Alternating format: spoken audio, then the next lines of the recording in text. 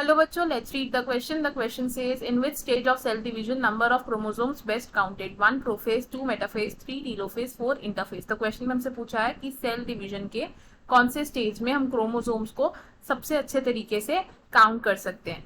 तो सबसे पहले क्या करेंगे, हम इस क्वेश्चन में की कॉन्सेप्ट समझेंगे. इस क्वेश्चन में हमारा की कॉन्सेप्ट क्या होगा, सेल डिवीजन. सेल डिवीजन क्या है, एक ऐसी प्रोसेस है जिसमें पेरेंट सेल डिवाइड करता है इनटू डॉटर सेल.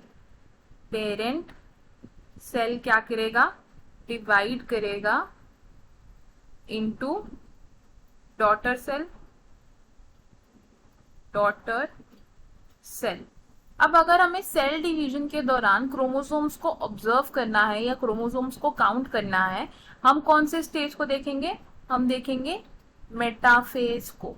क्योंकि मेटाफेज में क्या होता है, जो क्रोमोसोम्स होते हैं वो अलाइन हो जाते हैं on metaphase plate. Chromosomes align on metaphase plate. Metaphase plate पर अगर क्रोमोसोम्स अलाइन हो जाते हैं तो हम उन्हें बहुत इजीली ऑब्जर्व कर सकते हैं. किस तरीके से अलाइनमेंट होता है क्रोमोसोम्स का, ये देखते हैं.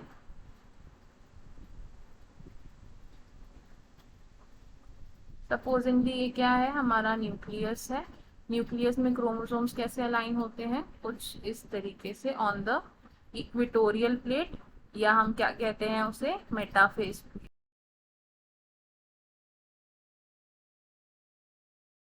तो ऐसे स्टेज में क्या करते हैं, हम बेस्ट तरीके से काउंट कर सकते हैं क्रोमोसोम्स. जबकि जो बाकी स्टेजेस होते हैं सेल डिवीजन के, उसमें क्रोमोसोम्स इजीली विजिबल नहीं होते हैं. तो हमें हमारे क्वेश्चन का आंसर भी मिल गया. हमें क्वेश्चन में ये पूछा था कि क्रोमोसोम्स को हम बेस्ट काउंट कौन से स्टेज में कर सकते हैं. हमारा आंसर क्या होगा इसमें, ऑप्शन 2 यानी कि मेटाफेज. हम क्या लिखेंगे,